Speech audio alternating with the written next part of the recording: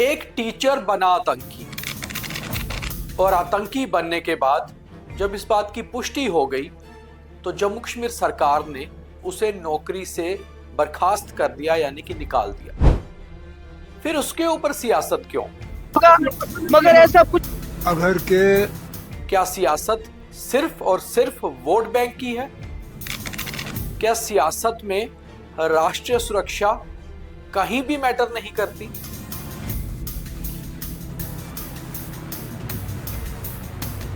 आखिर जम्मू कश्मीर में इसी तरह की सियासत ने ही तो हालात खराब किए थे, और आज जब हालात ठीक होने जा रहे हैं तो फिर वही सियासत करके क्यों आम जनता को बहकाया जा रहा है? मगर ऐसा कुछ अगर के ये सारा मामला है जम्मू कश्मीर सरकार द्वारा 3 सरकारी मुलाजिमों को नौकरी से निकाले जाने का।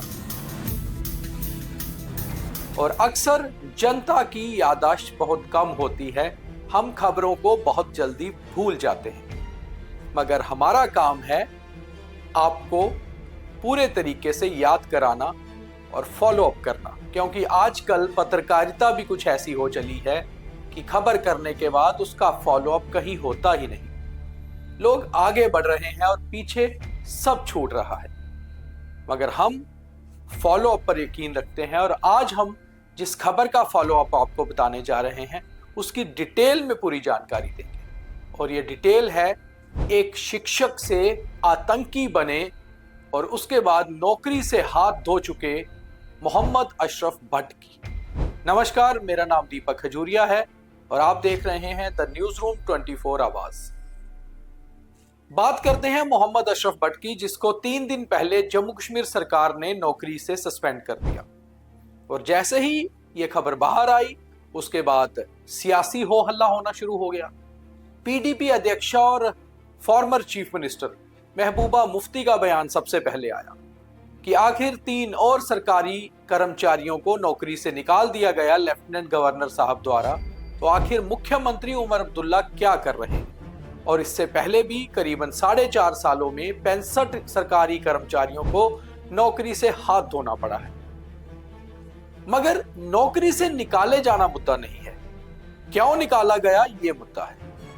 किसी को भी नौकरी पर रखे जाने के समय उसकी एक सीआईडी वेरिफिकेशन होती है, उसकी पुलिस वेरिफिकेशन होती है और फिर उसको नौकरी मिलती है। और उसके बाद अगर वो नौकरी में आने के बाद भी कहीं ना कहीं एंटी नेशनल एक्टिविटीज में शामिल हो जाता है तो जाहिर सी बात है कि नौकरी पे बने रहना गलत बात है। और यहां पर मोहम्मद अशरफ भट्ट, जो सार ढाका एक विलेज है माहौर तहसील का, रियासी जिले का, वहां का रहने वाला था। और ये वहीं पर अपने घर के पास ही एक सरकारी स्कूल में एक अध्यापक के तौर पर कार्यरत था।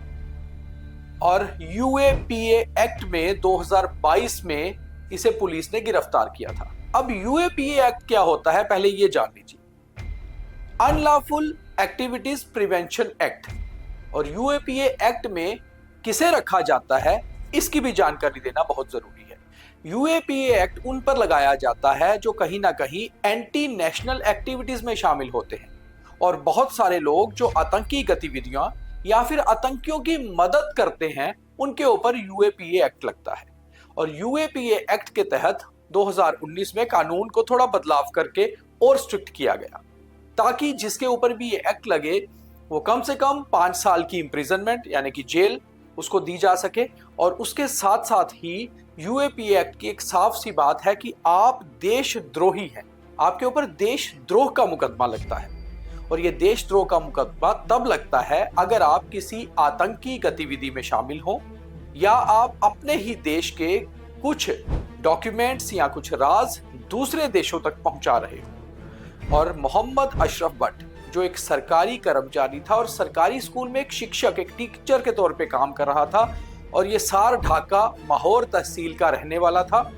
इसके ऊपर 2022 में एफआईआर नंबर 115 के तहत माहौर पुलिस स्टेशन में एक मामला दर्ज हुआ।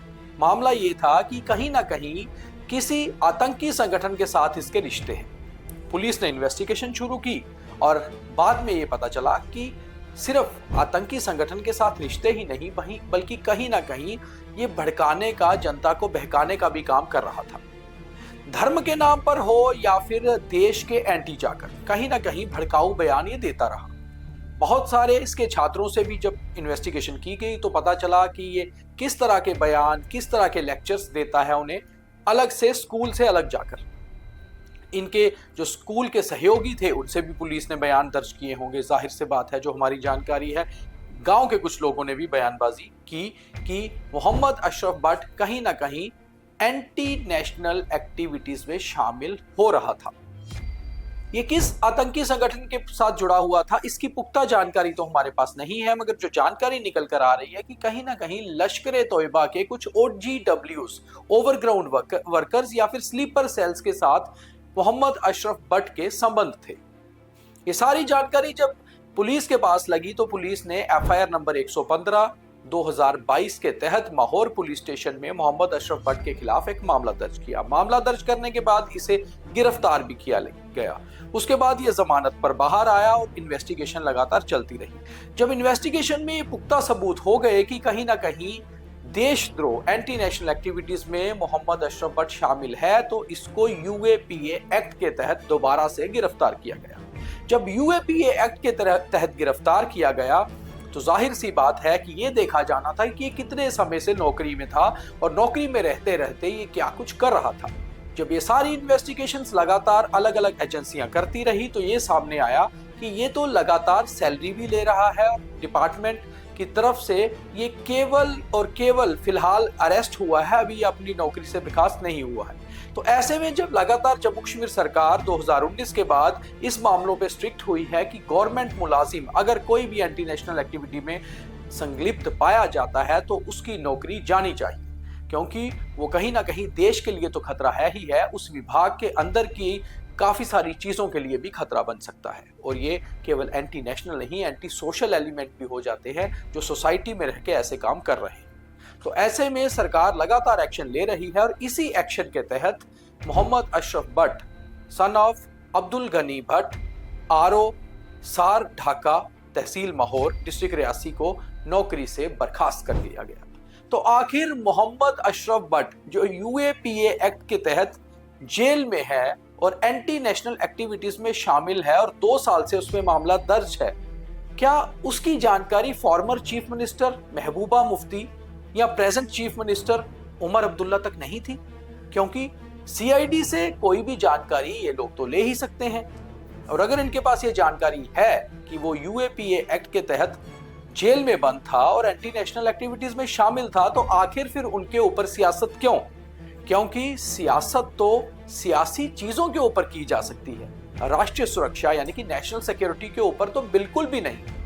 तो आखिर ये पॉलिटिकल पार्टियां या ये पॉलिटिशियंस साबित क्या करना चाहते हैं? तो यहीं से दूध का दूध और पानी का पानी हो जाता है कि आखिर ये पॉलिटिशियंस कब तक जनता को यूं ही बेवकूफ बनाते रहेंगे और ये कहते रहेंगे कि हम उन लोगों के साथ हैं, बल्कि जिन लोगों के ऊपर मामले ही UAPA के दर्ज हैं उनको कहां रियायत दी जानी चाहिए या कहां रहम की भीख मिलनी चाहिए, ये तो फिर कोर्ट ही डिसाइड कर सकता है, हम और आप नहीं। तो ये बात है, एक टीचर बना आतंकी और फिर उसके ऊपर सियासत शुरू। तो ऐसे ही जम्मू कश्मीर सरकार बहुत सारे और सरकारी मुलाजिम जिनके बारे में कुछ ना कुछ जानकारियां हैं कि वो एंटी सोशल या एंटी नेशनल एक्टिविटी में शामिल हैं, जांच कर रही है। और जो लोग शामिल पाए जाएंगे उनके ऊपर कार्रवाई भी होती रहेगी और होनी भी चाहिए, क्योंकि यही तो रास्ता है नए जम्मू कश्मीर का, जिसमें शांति हो, भाईचारा हो और पूरी तरह से राष्ट्रीय सुरक्षा हो। तो उम्मीद है आपको ये स्टोरी अच्छी लगी होगी। अगर बेहतर लगी है तो कम से कम 5 लोगों के पास शेयर करिए, लाइक फॉलो जरूर करिए और DM करके हमें ये बताइए कि जो लोग सरकारी नौकरी में रहते हुए एंटी नेशनल एक्टिविटीज में शामिल हैं, क्या उनके ऊपर एक्शन होना चाहिए या नहीं। बहुत धन्यवाद।